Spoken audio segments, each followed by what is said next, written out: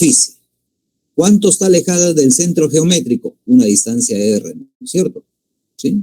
Entonces, pues, como está alejada una distancia R, y suponiendo que la masa del planeta Tierra sea M, ¿no? Entonces, entre el punto central o el centro geométrico del planeta Tierra hay una distancia. ¿Cuál es esa distancia? El radio de la Tierra, ¿no es cierto? El radio de la Tierra. ¿Sí? Entonces, entre la masa del planeta Tierra y la masa de un cuerpo que está sobre la superficie de la Tierra, ¿qué va a hacer? Va a haber una fuerza gravitacional, ¿no es cierto? Expresado por esta letra G. Esa fuerza gravitacional, sabemos nosotros que debe ser igual, ¿qué cosa? La constante universal, la masa del planeta Tierra, la masa ¿no? del objeto que se encuentra sobre la superficie, dividido entre ¿quién?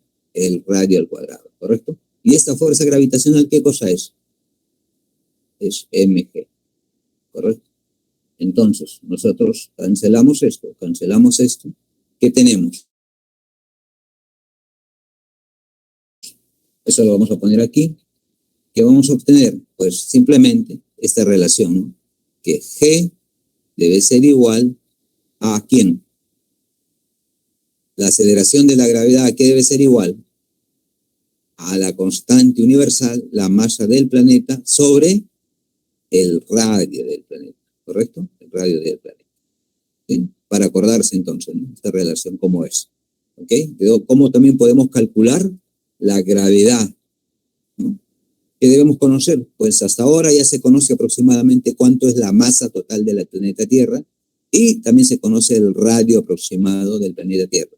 Como esto es conocido, podemos determinar que nuestra aceleración de la gravedad alrededor, pues está, ¿no? Aproximadamente 9,8 metros por segundo al cuadrado. ¿Correcto? Eso es. Si se conoce la masa de la Tierra, el radio de la Tierra, entonces podemos calcular. Pero esta gravedad, ¿dónde es? En la superficie de la Tierra. ¿Okay? Ojo, en la superficie de la Tierra, ¿no? Incluso podemos poner en la superficie de la Tierra. ¿Okay? Eso es lo que hemos hecho, porque miren, hemos tomado esa distancia, R. ¿Ok? Listo. Ahora sí, y eso es lo que expresa, ¿no? En forma general. Entonces, el campo gravitacional, ¿no? Debe ser igual, pues, la constante gravitacional, la masa del planeta y la distancia medida desde el centro del planeta, ¿correcto? ¿Okay? Eso es. Veamos aquí un gráfico que también nos ayuda a recordar, ¿no? Tenemos nuestro planeta Tierra, un astronauta con masa M, ¿sí? El radio del planeta es R, la masa del planeta Tierra es M, la masa del astronauta es S, por lo tanto tiene una fuerza gravitacional.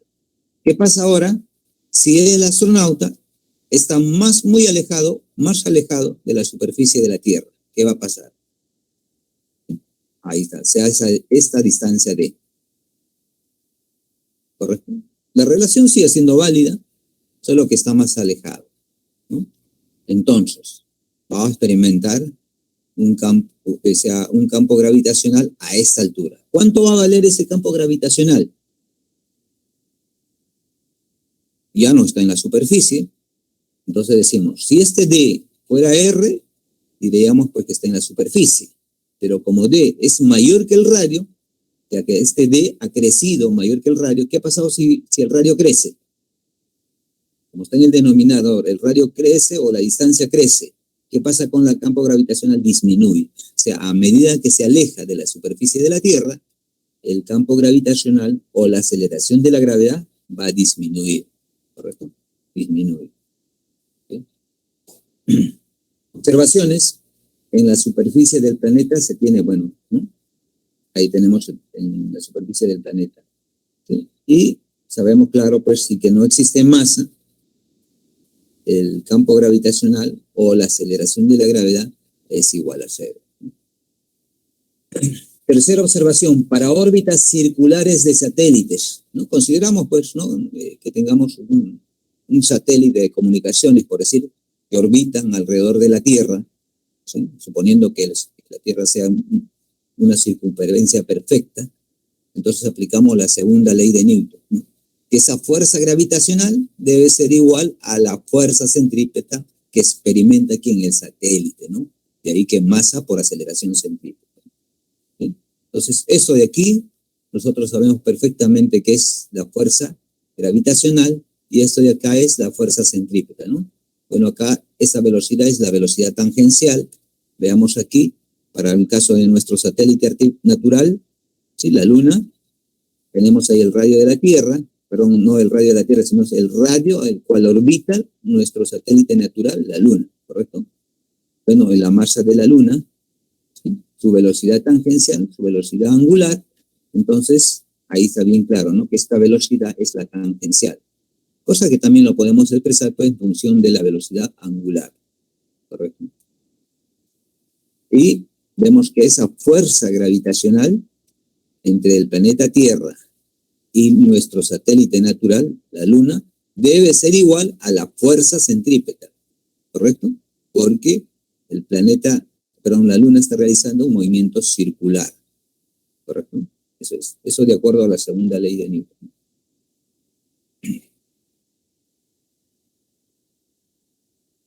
Ahora sí, leyes de Kepler. Bueno, estas leyes de Kepler es más o menos alrededor de 1200 las formuló. ¿Sí? Y nosotros sabemos pues que nuestro planeta orbita alrededor del Sol, ¿no? Lo mismo lo hacen los otros 7 planetas, ¿no? Plutón, Urano, ¿sí? Marte, ¿no? Y la primera ley dice, también se conoce como la ley de las órbitas. ¿Qué dice? Los planetas describen elipses estando el Sol en uno de sus focos. Disculpen.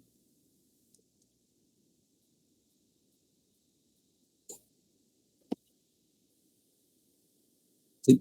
Entonces, lo que sucede es que los planetas van a describir una trayectoria al orbitar alrededor del Sol, una trayectoria en forma de una figura geométrica conocida como elipse, ¿no? La elipse tiene pues 2 focos, entonces en uno de los focos se debe encontrar el Sol, ¿correcto? En uno de los focos.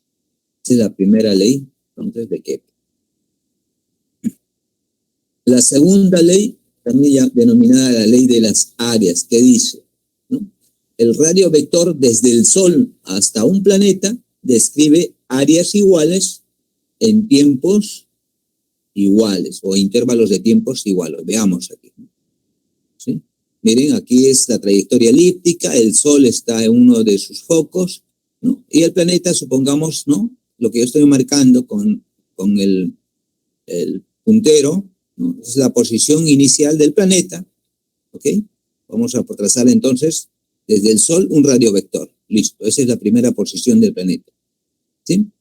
En un determinado instante. ¿Qué pasa después de ese instante? Transcurre un intervalo de tiempo, supongamos, ¿no? Transcurre un intervalo de tiempo, ¿ok? Y se posiciona en avanza aquí, ¿no? Sí, avanzó o se posiciona ahí. Trazamos su radio vector, ¿correcto? Trazamos su radio vector, ¿sí? Como vemos, ya está marcado, se forma una área, a eso le vamos a llamar área 1. Pero, ¿en cuánto tiempo realizó esa traslación ahí, ¿correcto? Ese avance, ¿no? En un tiempo t1, un intervalo de tiempo t1, ¿correcto? ¿Sí? Supongamos ahora, en otro instante, ¿no? El planeta se encuentra en esa posición, ¿correcto? En esa posición. Trazamos el radio vector al planeta desde el Sol, miren, ¿sí? Y pasado un intervalo de tiempo, se va a encontrar en este punto. Trazamos también su radio vector, ¿correcto? ¿En cuánto tiempo lo hace?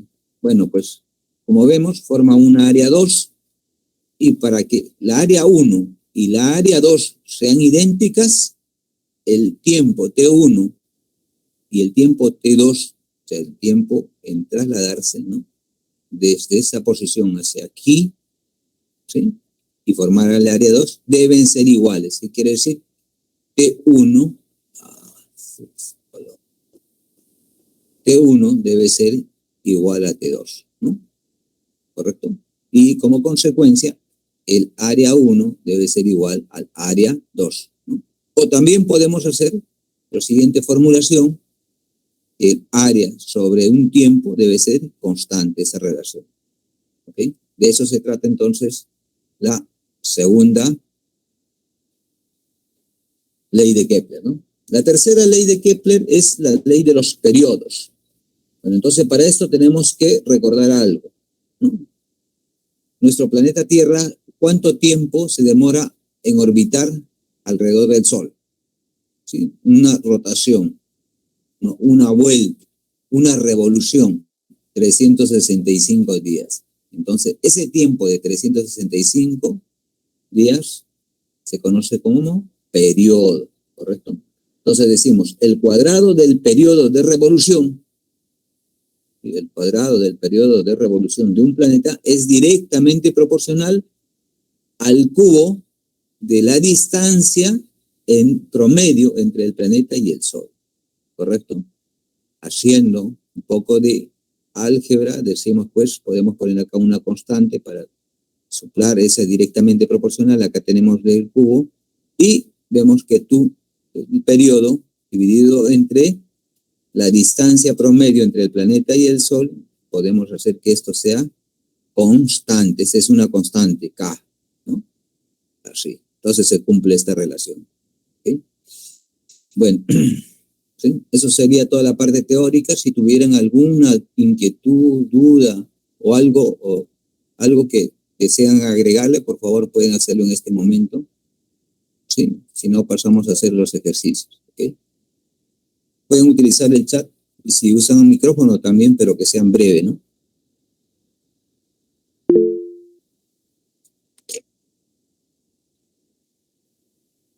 ¿Ok?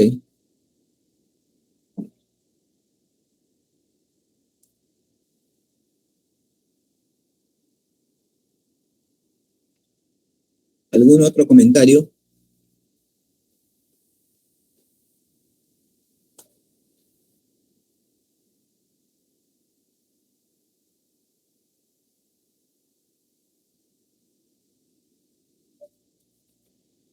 Bueno, vamos entonces a los ejercicios. No veo ni un comentario. Y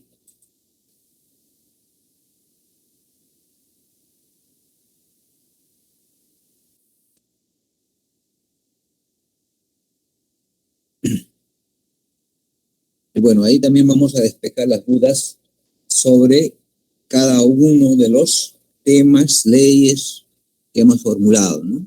Sobre cantidad de movimiento, impulso, el teorema del impulso, el principio de conservación de la cantidad de movimiento, colisiones y las leyes de Kepler. ¿Okay? Vamos entonces al primer ejercicio. ¿Qué nos dice? Dos bolas A y B de masas iguales, 400 gramos, se mueven sobre una mesa horizontal con velocidades B sub A y B sub B como se muestra en la figura, ¿no? Entonces, ahí tenemos la figura. ¿Qué nos piden? Determine la magnitud de la cantidad de movimiento resultante del sistema. Entonces acá nos están diciendo magnitud, que quiere decir que la cantidad de movimiento es una cantidad vectorial, ¿no es cierto? Lo podemos representar de esta manera, su magnitud, o simplemente P, ¿no? Y decir cuánto vale, ¿correcto? Sí. Entonces ahí tenemos las dos esferas, miren, la esfera A está en la dirección del eje X, y el eje X se le ha asociado un vector unitario Y. Eso es lo que nos, de acuerdo a los datos que nos dan, ¿cierto? ¿Sí? Y la esfera B está en la dirección del eje Y positivo, ¿correcto? Okay. O J como vector unitario, ¿no? Bueno, aquí lo que nos está haciendo recordar, pues, es que las cantidades de movimiento son cantidades vectoriales, ¿correcto? Como son de masas iguales, ¿sí?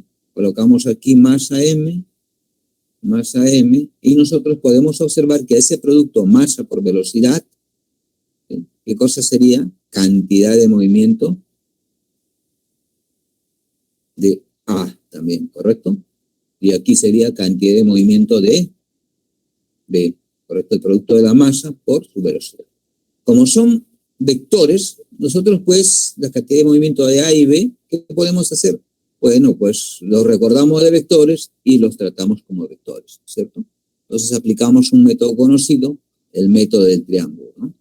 ¿Sí? Mira, veamos, colocamos entonces, en primer caso, el vector cantidad de movimiento A conservando sus tres elementos, magnitud, dirección y sentido. Vamos a colocarlo. Lo mismo hacemos con la cantidad de movimiento de la esfera P, ¿correcto? Así. Son perpendiculares, pues es de acuerdo a los datos que nos están dando, ¿no? Uno está con la dirección del vector unitario J y otro con la dirección del vector unitario I. Son perpendiculares. Entonces, simplemente vemos la resultante de esos vectores, que va a ser la resultante de la cantidad de movimiento, ¿correcto? Eso es. Bueno, ahora operamos eso vectorialmente aquí en esta parte, cantidad de movimiento del sistema, diremos pues cantidad de movimiento de A más cantidad de movimiento de B es la cantidad de movimiento total. Y justamente yo quiero encontrar la magnitud de esta cantidad de movimiento. ¿Qué hacemos? Pues ya conocemos la definición, reemplazamos, ¿sí? Las masas son iguales, factorizamos las masas, las velocidades de A y de B son datos, pero tenemos que colocarlos vectorialmente. Hacemos eso, ¿sí? Factorizamos la masa, como está acá, reemplazamos la masa de 400 gramos o 0.4 kilogramos, ¿no? B sub A es menos 3i porque está de derecha hacia izquierda y J está pues en relación a la dirección positiva del eje Y, ¿no?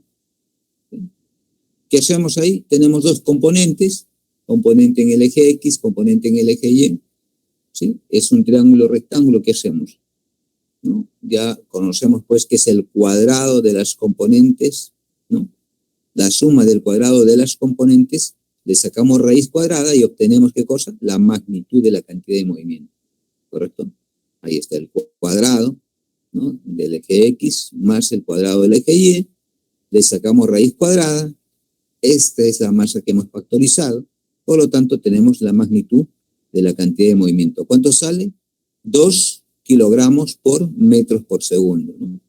También debemos recordar que la cantidad de movimiento, sus unidades no tienen un nombre especial, simplemente pues es de la masa y de la velocidad, ¿no? Ese producto. La respuesta es la letra B.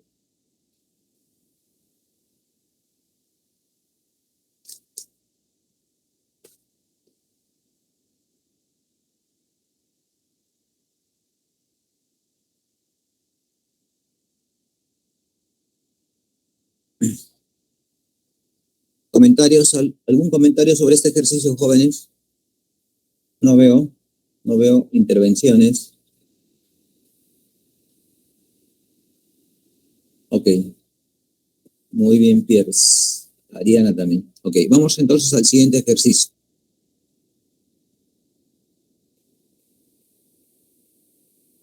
Dice, un pez de masa M de 3 kilogramos que se mueve en la dirección del eje X con una velocidad igual de 0,5 metros por segundo, se traga a otro pez de masa 0,5 kilogramos que se mueve en dirección contraria.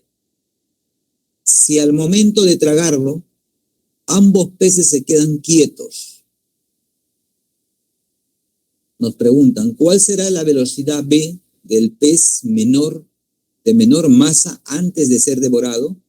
Ya nos están pidiendo entonces la velocidad del pez de menor masa.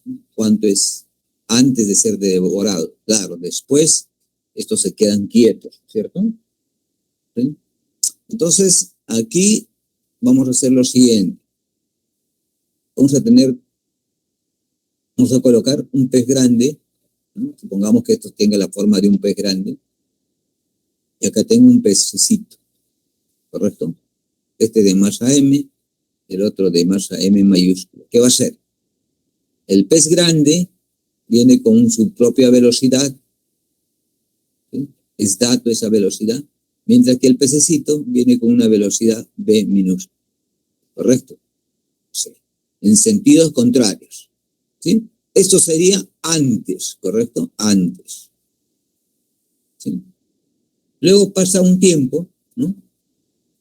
¿Qué va a suceder? Bueno, pues el pez grande se engulló, se comió al pez pequeño, ¿correcto? Cada uno de más. Como consecuencia, dice que una vez que se engulle, dice que su velocidad del pez grande con el pez pequeño en su interior, dice que su velocidad, que llamamos así, prima, es 0, se queda quieto, está en reposo, ¿correcto? Y eso sería después, ¿correcto? Entonces, ¿qué nos está hablando? Nos indican que calculemos la velocidad, esta velocidad antes del pececito de que se lo engulla, ¿sí? Antes. Eso es nuestra incógnita, ¿correcto?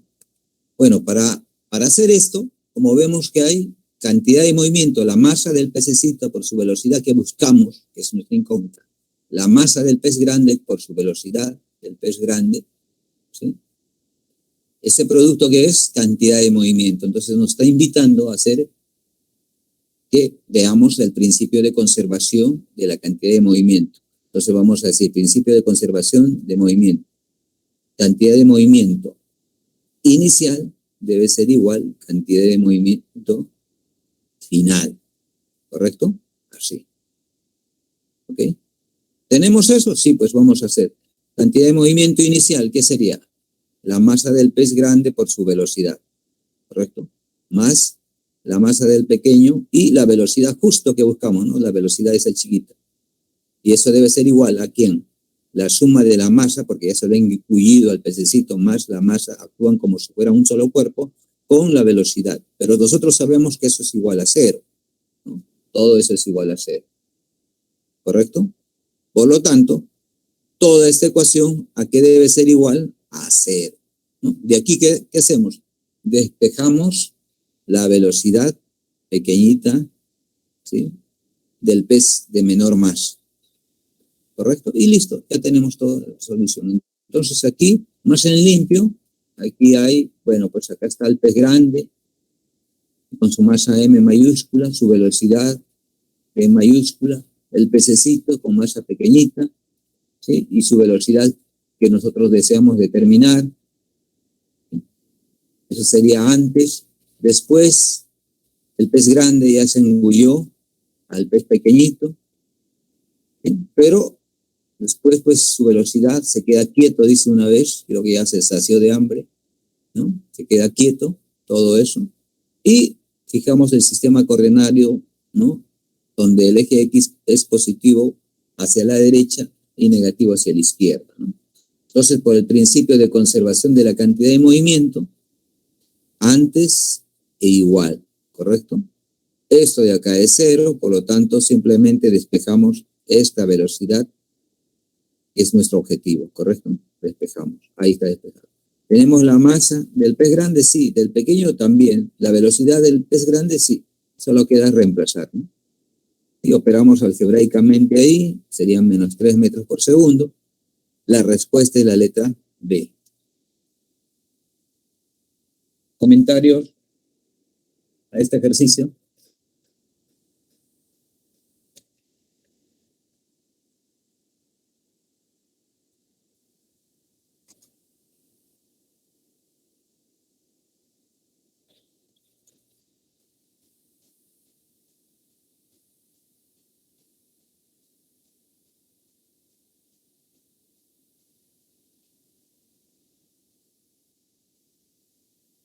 No hay comentarios. Entonces vamos al siguiente ejercicio. Con relación a los conceptos de impulso y cantidad de movimiento, indique la verdad o falsedad de las siguientes proposiciones. Primera proposición, dice. ¿Qué dice? Si la fuerza neta sobre una partícula es nula, su cantidad de movimiento se conserva. ¿Ok? ¿Cómo vamos a hacer aquí? Si la fuerza neta sobre una partícula es nula, su cantidad de movimiento se conserva. Entonces estamos viendo, pues, ¿qué cosa? Fuerza neta o fuerza resultante, ¿no es cierto? Y acá nos está hablando cantidad de movimiento, incluso se conserva, ¿ok? ¿Sí? Entonces tenemos que recordar en qué momento, ¿no? Está al mismo tiempo, pues, ¿no? O en una sola ecuación, la fuerza resultante y la cantidad de movimiento. ¿Correcto? ¿Sí? ¿En qué momento? ¿Eso qué cosa es? La segunda ley, ¿sí?, newton, ¿correcto? ¿Qué nos decía? Que la fuerza resultante debe ser igual ¿a quién? Al cambio de la cantidad de movimiento realizado durante un intervalo de tiempo, ¿correcto? ¿Sí? Entonces de aquí pues es fácil deducir, ¿no? Como hay una relación lineal entre la fuerza y el cambio de la cantidad de movimiento, ¿sí? Vamos a decir, de acuerdo al ejercicio nos dice que esta fuerza, ¿sí?, es nula, quiere decir es igual a cero, ¿correcto? Entonces también debe ser acá la cantidad de movimiento, ¿sí? ¿Ok? ¿Sí? Y un intervalo de tiempo. Entonces aquí el único término para que toda esta ecuación sea cero es que este término sea cero. Y eso de aquí a qué es igual, ¿sí? Eso entonces debería ser igual cantidad de movimiento final menos cantidad de movimiento inicial dividido en delta de t. Todo este es cero, entonces si P menos P0 es igual a cero, eso va a significar, ¿sí?, que la cantidad de movimiento final debe ser igual a la cantidad de movimiento inicial. ¿Y esto qué implica? El principio de conservación de la cantidad de movimiento. Entonces veamos, si la fuerza neta sobre una partícula es nula, su cantidad de movimiento se conserva. Entonces todo eso es correcto, ¿no es cierto? Ahí incluso podemos decir que eso es correcto, ¿no? ¿Sí? Entonces, bueno, a ver, está acá. Ahí está desarrollado, cantidad de movimiento es constante, ¿no? Se conserva, entonces, ¿no? Eso está correcto, ¿ok? Segundo, proposición, en un choque de dos cuerpos siempre se conserva, acá la palabra es siempre, que tenemos que tener cuidado con esto, se conserva la cantidad de movimiento de cada cuerpo. ¿Sí? Acá está hablando bien de cada cuerpo, ¿ok? Veamos eso, ¿no?, a través de un ejemplo. Supongamos, pues, que aquí tenemos dos esferas, miren, está en movimiento, ¿sí? Inicialmente la esfera naranja viene desde la derecha hacia la izquierda y la verde va de izquierda hacia la derecha, colisiona, ¿no? Colisionan y luego rebotan uno cada uno, ¿no? Vamos a ver esto. Entonces, el movimiento ahí es unidimensional, ¿okay? Entonces vamos a ver dos casos, ¿no? Antes de la colisión y después de la colisión, cómo es sus cantidades de movimiento, ¿ok? Veamos. Entonces, antes, ¿cómo sería? Miren la velocidad antes de la verde, ¿correcto? Y después, y antes de la naranja, negativo, ¿correcto? Los sentidos, ¿no es cierto?, han cambiado, ¿ok? Y después, allá, ha cambiado, ¿no es cierto? Ahora es negativo de la verde y de la naranja es positivo, ¿correcto? Allá, pero nosotros sabemos pues que la cantidad de movimiento es una cantidad vectorial, quiere decir, si quisiera conservarse, ¿no?, tendría que ser sus tres elementos, ¿no?, idénticos, que son magnitud, dirección y su sentido. Pero acá vemos que es cierto, tienen la misma magnitud, van a tener la misma magnitud porque las esferas son idénticas, dicen, ¿no? Entonces, sus cantidades de movimiento sí están cambiando, ¿no? En un primer caso, la verde, por decir, es positivo y después es negativo. Entonces ya está cambiando, ¿cierto? Ahí está, cantidad de movimiento de la verde y cantidad de movimiento de la naranja. Eso es antes del choque. Después del choque, ¿sí?, ¿qué ha pasado? La verde, pues ahora retrocede y con signo negativo, ¿no? Cantidad de movimiento antes es este valor. Después, este valor. ¿Qué ha pasado? Ha cambiado, ¿ok? Veamos a la naranja. La naranja antes que era negativo, ahora que es positivo, ¿correcto? Entonces ha cambiado de cantidad de movimiento, ¿no? ¿Sí? Entonces la cantidad de movimiento de cada cuerpo, está diciendo de cada cuerpo, se conserva, está diciendo. Pero acá vemos que no se conserva, pues ninguno de los dos casos. Entonces, como no se conserva, eso quiere decir que es falso, ¿no? Y ahí ponemos falso. Tercera proposición. En un choque elástico se conserva la energía cinética de cada cuerpo. Nuevamente habla de cada cuerpo. ¿Ok? Antes, por decir. ¿Cómo sería la energía cinética de una esfera 1 que tiene su cierta velocidad, ¿sí? Y la esfera 2 no tiene? Entonces, la energía cinética simplemente lo aporta la esfera 1, ¿correcto? Ahí está. Y la esfera 2 es 0, ¿correcto? Después, ¿qué va a suceder después? Después de la colisión, ¿qué sucede? Pues la velocidad de la esfera 1 es 0 y de la 2 ahora tiene un valor diferente de 0, ¿correcto? ¿Sí? ¿Quién contribuye acá a la energía cinética?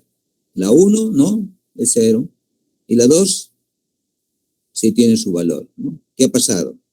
Entonces, dice, un choque se conserva la energía cinética de cada cuerpo. A ver, veamos. La energía de la esfera 1 tiene este valor.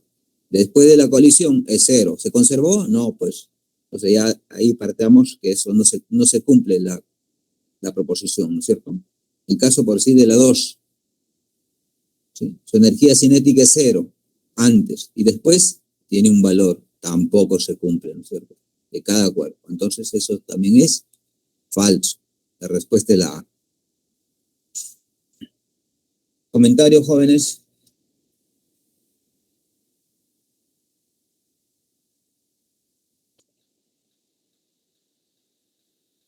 No hay comentarios.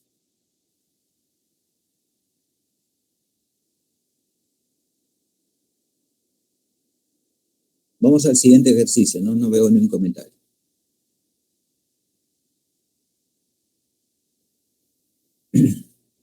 Se lanza horizontalmente una pelota de masa de 400 gramos contra una pared como se muestra en la figura. Correcto.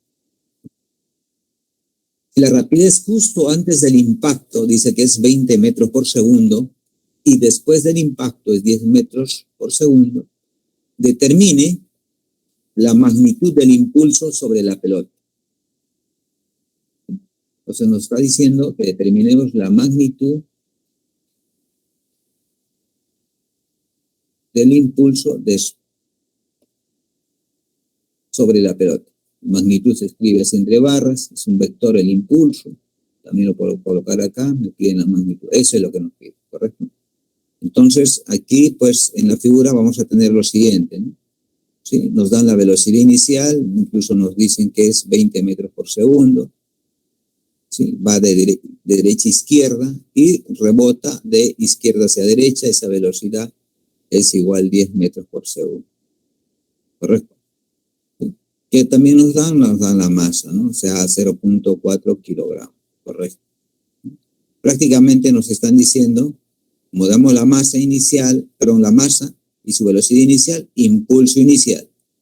Después que interactúa, hay una cantidad de movimiento también final, ¿no? Pero está de izquierda hacia derecha, ¿correcto? ¿Okay? Entonces, ahí podemos evaluar por el principio de la cantidad de movimiento, ¿correcto? ¿Sí? Ok. ¿Qué nos piden? Hay el impulso, ¿no? Hay variación de la cantidad de movimiento, ¿no es cierto? Antes y después. ¿Hay variación? Sí, pues, ¿no? Entonces, ¿qué tenemos que aplicar? ¿Sí? Como nos piden el impulso, buscamos una ecuación que nos una, pues, ¿no? ¿Cuál sería? El teorema, ¿no es cierto? Teorema del impulso y la cantidad de movimiento. ¿Qué nos dice? El impulso es igual a la variación de la cantidad de movimiento, ¿no? Como nosotros tenemos esta variación es cantidad de movimiento final menos cantidad de movimiento inicial, ¿sí? No podemos aplicar esto, ¿no? ¿Sí? ¿Tenemos la cantidad de movimiento final? Sí. Inicial también, simplemente aplicamos, ¿ok? ¿Sí? Considerando pues las direcciones, ¿no? Porque todos son vectores, impulso, cantidad de movimiento, ¿ok? Eso es lo que vamos a hacer, ¿no? Entonces recordamos aquí el teorema, ¿no? Teorema, impulso y cantidad de movimiento, ¿no? Variación lo vamos a decir cantidad de movimiento, ¿no? Variación o cambio de la cantidad de movimiento, ¿ok? Vamos a aplicar eso, ¿no? Entonces acá tenemos antes, acá tenemos un sistema de referencia, hacia la izquierda negativo, hacia la derecha positivo. ¿Sí? Entonces, cantidad de movimiento justo antes del impacto sería la masa por la velocidad v sub 0, ¿no? Ahí está, ¿no? Teniendo en cuenta el vector unitario, ¿no?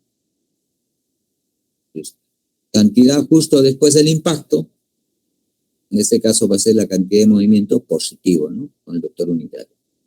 Luego veamos, pues, aplicar el teorema, ¿no?, del impulso y la cantidad de movimiento. Sería, impulso debe ser igual masa por velocidad final, y está la velocidad final, después del impacto, menos la masa por la velocidad inicial antes del impacto, ¿correcto? Reemplazamos, ¿no?,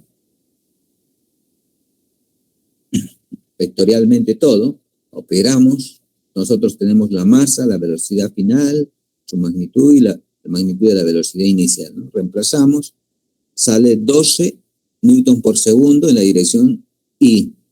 Pero a nosotros nos piden la magnitud. ¿Qué tenemos que hacer? Elevamos al cuadrado la única componente y le sacamos la raíz cuadrada. Entonces, simplemente sale que el impulso es igual a 12 newtons por segundo. La respuesta es la letra C.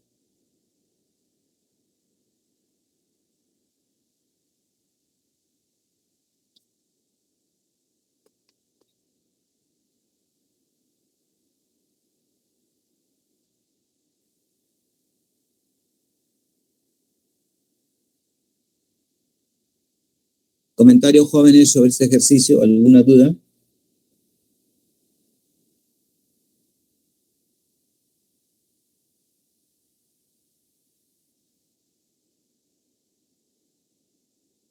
No veo comentarios.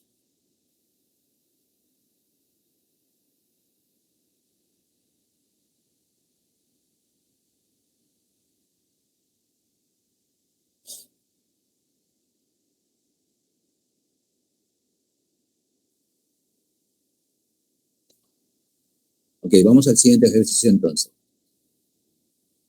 La figura muestra la gráfica de fuerza en función, fuerza versus tiempo, ejercida por una raqueta sobre una pelota de tenis de masa de 60 gramos. Si la velocidad de la pelota justo antes del impacto, nos dan, es menos 10 metros por segundo, determine su rapidez después del impacto. Entonces, es el gráfico que nos dan. Ahí tenemos la raqueta. Y colocamos un eje de una dimensión. Y ahí tenemos la fuerza, ¿cierto? ¿Quién le aplica esa fuerza? La raqueta. Y como consecuencia que le aplica la fuerza a la pelota, recibe un impulso, ¿cierto? Un impulso. ¿Ok? Listo.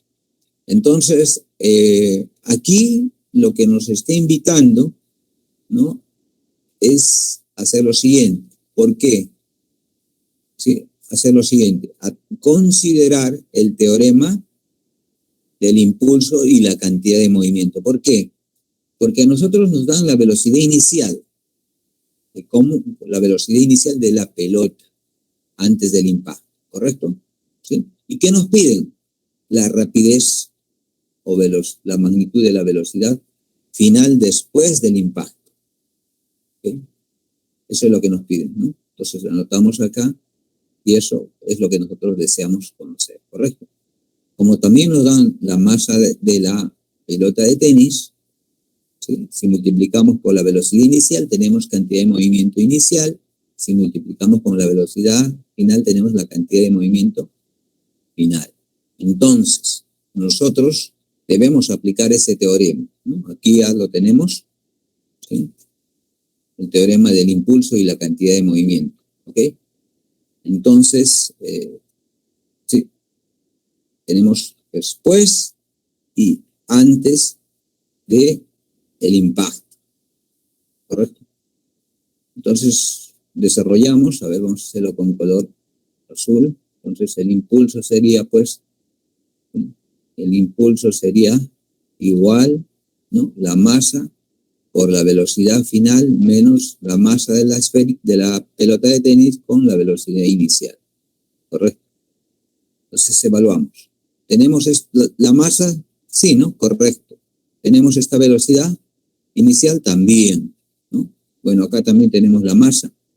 Esta velocidad es nuestra incógnita, ¿sí? Ya, pero nos falta conocer el impulso, ¿no? ¿Cómo conoceríamos este impulso aquí? ¿Cómo conoceríamos el impulso? Ya. Si nosotros conociéramos el valor del impulso, ¿sí? La única incógnita que quedaría es la velocidad, y justo es lo que nos pide, ¿no? Es prioritario entonces conocer el impulso. Pero a nosotros nos da un gráfico. Ya. Si nos da un gráfico, podemos calcular el impulso por el método gráfico. ¿Qué hacemos? ¿No? Aplicamos, ¿no?, la definición que hemos conocido para encontrar qué cosa, el área bajo la curva, ¿correcto? En este caso es un triángulo, ¿no? Encontramos el impulso entonces calculando el área de ese triángulo, ¿ok? Listo. Entonces, solución, simplemente tenemos que calcular primero el impulso, ¿no?, calculando el área de ese triángulo. ¿Cómo haríamos? Bueno, pues simplemente vamos a decir, ¿no?, trazamos una línea a mitad de altura, ¿sí? O calculamos el área del triángulo. ¿Podemos calcular el área del triángulo? Sí, ¿no? Y tiene la forma de ser un triángulo isósceles, ¿no? Es lo mismo que yo pudiera hacer, pues, lo siguiente, ¿no? Ahí tendría un rectángulo. Todo este rectángulo es como que esta parte lo llevo al otro lado. Calculo de esa manera, ¿sí? Esa es una. La otra es la que acabamos de formular, ¿sí? Supongamos que sea la fuerza máxima es 3, dice, es 3, aquí está bien claro, 3. La mitad de esa fuerza sería 1/2 de 3, ¿correcto? Al color. 1/2 de 3 por 10 a la 3 newton, ¿correcto? Aquí. Esto sería, ¿correcto? Entonces multiplicaría simplemente esto por el intervalo de tiempo. ¿Cuánto es? 2 por 10 a la menos 3, ¿correcto? Y de esa manera encuentro el impulso. Entonces vamos a ver, escribirlo acá. Sí, ahí está. Entonces ahora sí, vamos a tomar el intervalo de tiempo. ¿Cuál es? 2. Todo este intervalo de tiempo, ¿cuánto es? 2. 2 por 10 a la menos 3 segundos, ¿ok? Y la media altura es 1/2. Bueno, el 1/2 está aquí y la altura, la fuerza máxima es esto, ¿no? Operando todo, ¿sí? Operando todo, vamos a obtener que el impulso es 3 newtons por segundo, ¿correcto? Y ahora sí, recordemos que teníamos que aplicar el teorema del impulso. El impulso es igual masa por velocidad menos masa por velocidad inicial, ¿no? ¿Y eso qué es esto? La variación de la cantidad de movimiento. ¿Dónde está nuestra incógnita? Aquí, ¿no? Esta es nuestra incógnita, ¿ok? Bueno, reemplazamos, pues, ¿no? Pues la masa es conocida, el impulso ya lo acabamos de calcular, la velocidad inicial también. Sigue siendo ahí nuestra incógnita, la velocidad después del impacto. Y vemos que la velocidad es 40 metros por segundo. La respuesta es la letra D.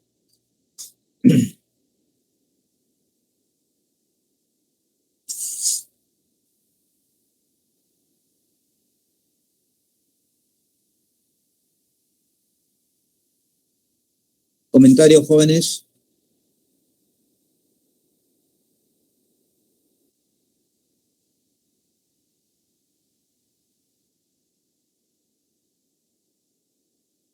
Ok, no veo comentarios. Vamos al siguiente ejercicio.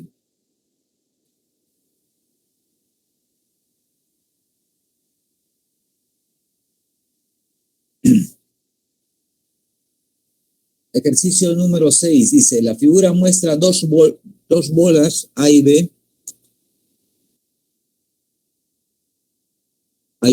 de masas iguales, 2 kilogramos.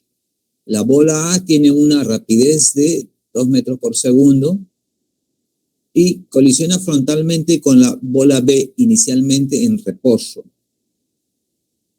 Asumiendo que la colisión es, aquí debemos hacer una observación, debe ser totalmente inelástica, ¿okay? Totalmente inelástica. Determine la cantidad de calor que se libera. Claro, es inelástica totalmente, entonces va a haber disipación de calor, ¿no? ¿Sí? Entonces nos está diciendo que calculemos la cantidad de calor que se va a liberar. Lo llamamos Q. ¿Sí? Desprecie la fricción en la superficie horizontal. ¿Sí? Bien, entonces, aquí lo que vamos a ver es una colisión de 2 esferas, ¿correcto? Antes, ¿sí? Nos dan los datos antes que colisionan y pues... Y entonces lo primero que vemos es lo siguiente. Debemos recordar cuando hay disipación, ¿no?, de energía mecánica, que se convierte en calor, de acuerdo a lo que nos dice el ejercicio. ¿Correcto? Debemos recordar qué nos relaciona, ¿no? Eso era cuando las colisiones eran inelásticas, ¿ok? Inelásticas, ¿sí? Entonces, tenemos que considerar antes y después. Entonces, veamos, pues, en la solución colocamos aquí, antes de la colisión, la masa con su velocidad A, la masa con su velocidad B, que es 0, ¿sí? Y después de la colisión, ¿qué va a suceder? Después de la colisión, las 2 esferas o bolas van a actuar como si fueran una sola, ¿correcto? ¿Sí? Por eso decimos es totalmente inelástica. ¿Ok? Listo. Y cada ahí B. Y las dos van a tener una velocidad B, ¿correcto? Esta velocidad. ¿Ok? Listo. Entonces, ahora sí, ¿no? Entonces, ¿qué podemos hacer? Vamos a hacer lo siguiente. Como vamos a ver, pues, energía cinética antes de la colisión y energía cinética después de la colisión. Pero, como no se conserva, tenemos que sumar esta cantidad de calor, ¿correcto? Entonces, ¿qué es eso? El principio de conservación de energía, ¿no?, para las colisiones inelásticas, ¿qué era? Entonces, decimos que era energía cinética inicial energía cinética inicial debe ser igual a energía cinética final más la cantidad de energía mecánica que se disipa, ¿correcto? Bueno, de esta ecuación, ¿qué es lo que tenemos? Tenemos, pues, la energía cinética antes de la colisión. Sí, pues tenemos aquí 1/2 la masa 1, ¿sí?, o la masa A. Las masas son iguales, simplemente la velocidad son diferentes, ¿no? Al cuadrado más 1/2 la masa, velocidad de B al cuadrado. Eso debe ser igual a la energía. Pero los dos, como las dos esferas están juntas, se quedan juntas, es totalmente inelástico. Entonces, simplemente sumamos las dos masas, ¿no? ¿Sí? En este caso sería 2 veces M. ¿Por quién? Ah, ya, pero por la velocidad que las dos juntas van a adquirir al cuadrado, ¿correcto? ¿Más quién? Q, ¿correcto? Evaluamos lo que tenemos entonces. La masa es dato, ¿correcto?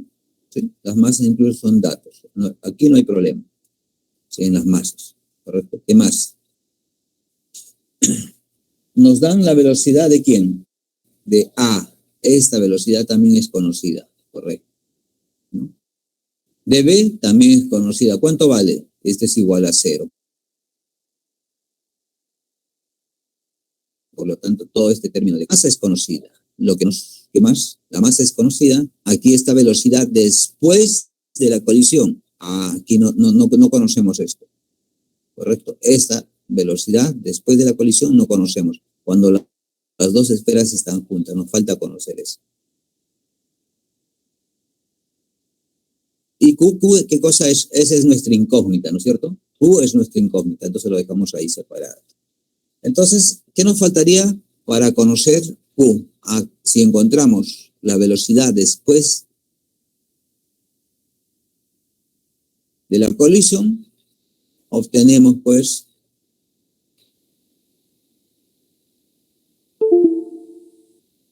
resuelta, ¿no?, el valor de la cantidad de calor disipada, ¿ok? ¿Y cómo encontramos esto? Entonces, lo que primero que tenemos que hacer es encontrar esto. ¿Qué aplicamos para hacer esto? Aplicamos conservación de la cantidad de movimiento, ¿no? Conservación de cantidad de movimiento lineal, ¿correcto? Eso es lo que vamos a aplicar. ¿Qué nos dice? Cantidad de movimiento inicial debe ser igual cantidad de movimiento final, ¿correcto? ¿Sí? Eso es lo primero que tenemos que calcular entonces, ¿no?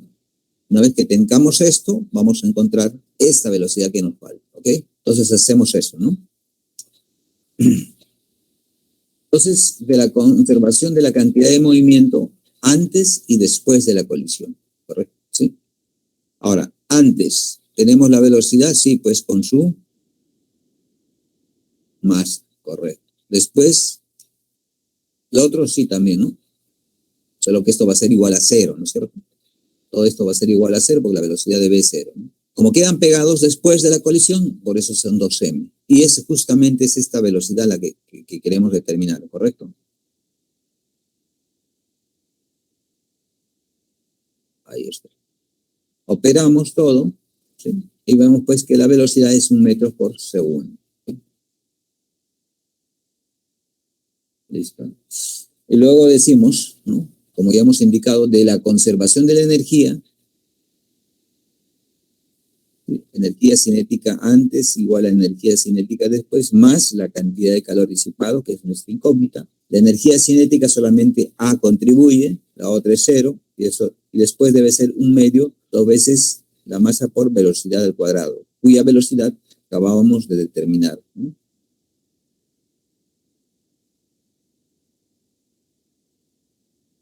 Más Q. Entonces tenemos todo, lo único que nos falta es encontrar Q, ¿no? Reemplazamos y Q debe ser igual 2U. Respuesta a la letra B. ¿Comentarios, jóvenes?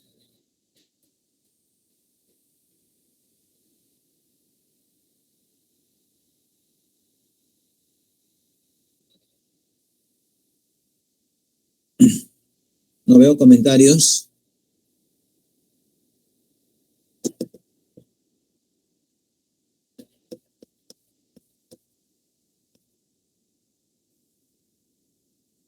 Vamos entonces al ejercicio número 7. ¿Ok?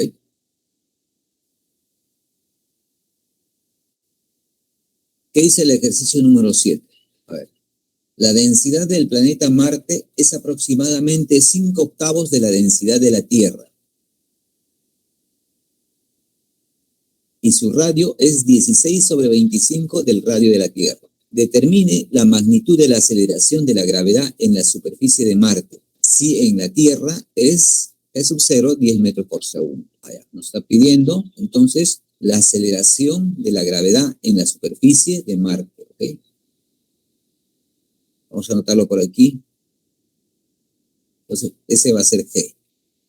¿Ok? Eso es lo que nosotros queremos. ¿Dónde es eso? En Marte, ¿no es cierto? ¿Sí? Entonces, revisando el texto, vemos pues que nos da la relación de densidades entre el planeta Marte y la Tierra.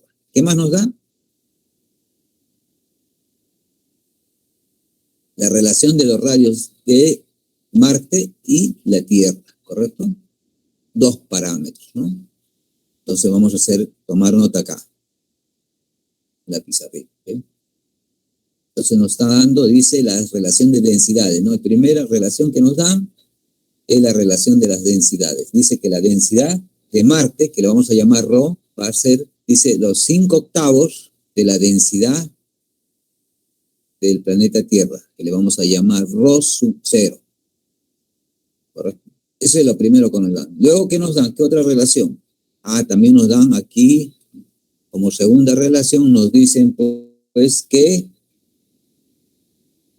el radio del planeta Marte, que le vamos a llamar R, con relación al planeta Tierra es igual a 16 sobre 25, ¿correcto? Esos dos datos nos están dando, ¿no?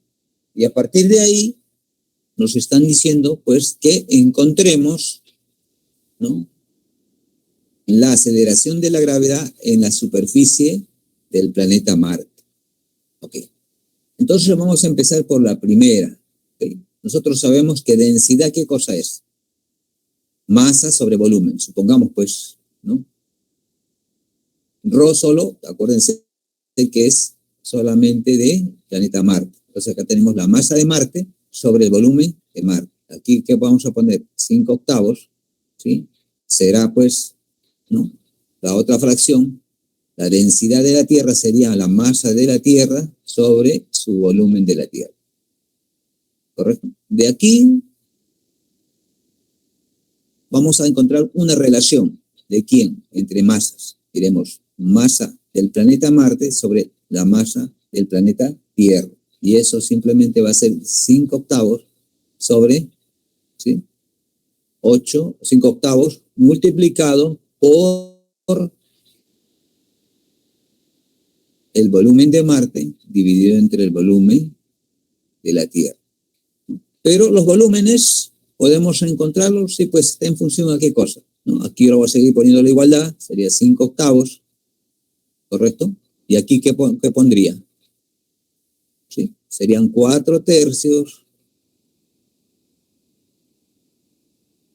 de pi por el radio del planeta Marte al cubo, ¿correcto? Aquí también 4 tercios por pi por el radio del planeta Tierra, ¿correcto? Claramente aquí, pues, vemos que estos términos se eliminan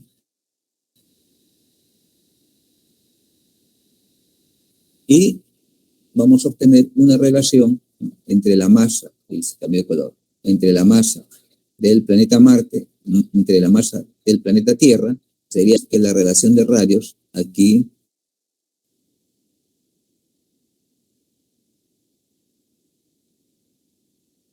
está elevado al cubo, ¿correcto? Esta ecuación ya sabemos de dónde viene, ¿no es cierto? Lo dejamos ahí y le ponemos, pues, una ecuación 1, ¿correcto? Ahora, tenemos que anotar siempre, recordarnos esta relación, ¿correcto? De radios. Ese es dato, ¿no? Listo, ¿ok? Luego tenemos que recordarnos lo siguiente. ¿Okay? Vamos a hacer con color verde acá. Tenemos que de la Tierra. Entonces, habíamos dicho, ¿no?, que la gravedad en la superficie de la Tierra debe ser igual a la constante universal por la masa de la Tierra dividida entre su radio de la Tierra, pero este es al cuadrado.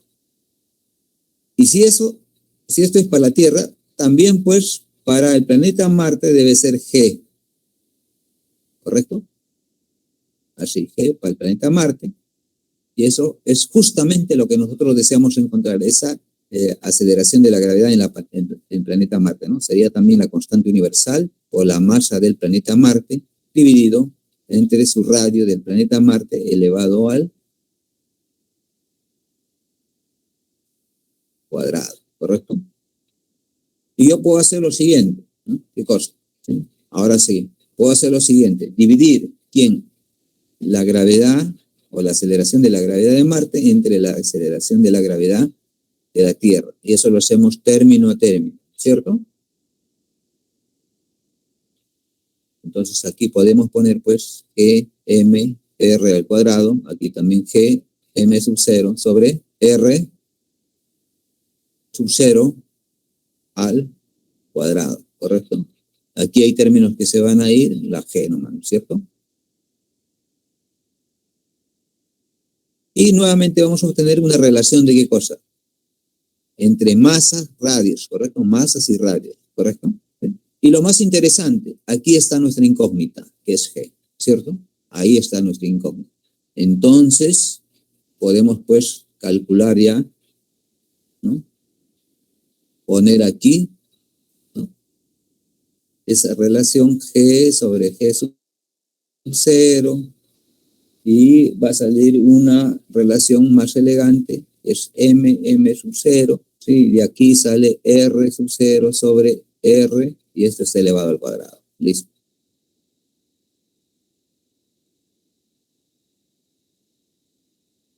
Entonces, nosotros observamos, ¿no?, que la relación de masas, ¿dónde está? Aquí. Podemos reemplazar todo esto aquí, ¿no? ¿Sí? Todo eso lo reemplazamos acá. ¿Ok?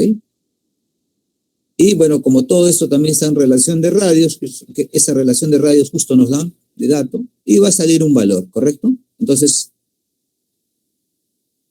ya yendo, para irnos a lo limpio, todo esto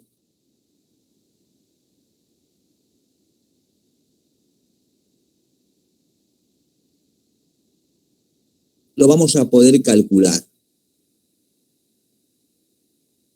¿Ok? ¿Por qué? Vamos a reemplazar esto de masas y se va a eliminar en masa, va a estar en función del radio. Acá todo va a estar en función de radio. O sea, no sabemos elevado, ¿correcto? Por lo tanto, todo esto de acá va a ser un número. Si eso es un número, entonces vamos a decir que es la gravedad en el planeta Marte va a ser ese número que va a aparecer acá de esto, de ese número por G sub 0 que vamos a tener la solución, ¿correcto? Completo numérico. Entonces, todo lo que es el indicado se encuentra aquí, desarrollado, si ustedes pueden copiar, ¿sí? Listo, ¿no? Acá está la relación de masa, relación de radios, simplemente reemplazar las ecuaciones 1 y 2, ¿no es cierto? Operando todo eso. Y esa relación de la gravedad en Marte y la Tierra sale 2/5. Reemplazamos y sale 4 metros por segundo, la respuesta es la letra A.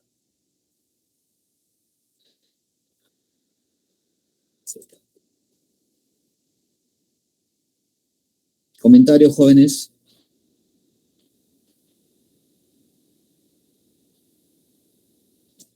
No veo comentarios. Vamos al siguiente ejercicio rápidamente. No veo comentarios. Vamos al siguiente, ¿no? Dice, 3 planetas A, B, planetas esféricos A, B y C están aislados, están alineados.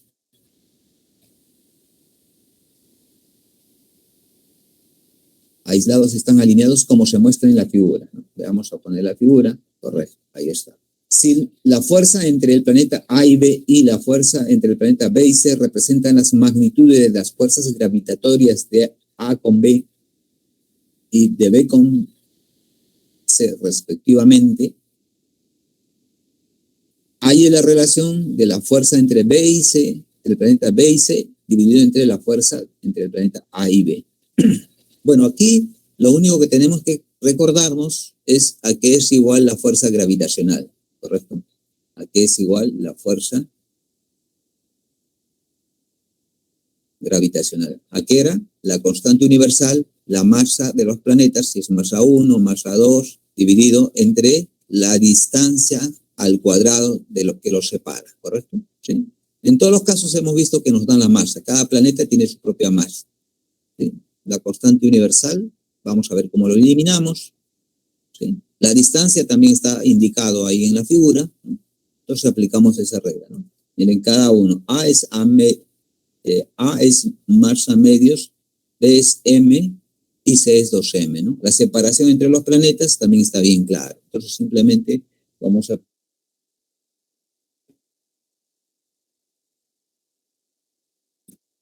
entre ambos, ¿no? La ley de gravitación por decir de fuerza de A y B, la separación es D, efectivamente, la masa de uno de ellos es M medio, el otro es más M, operando sale este valor, ¿sí?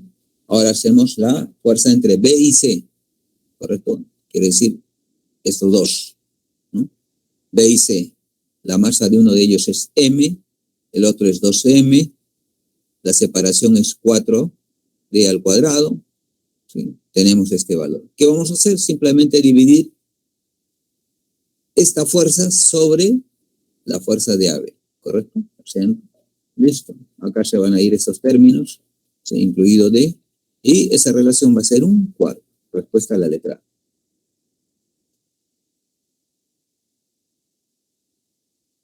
¿Comentarios, jóvenes?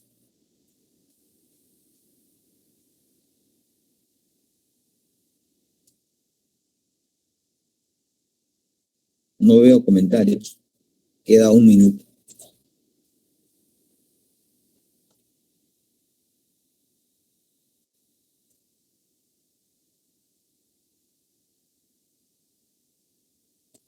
Aquí, jóvenes, le dejo las claves.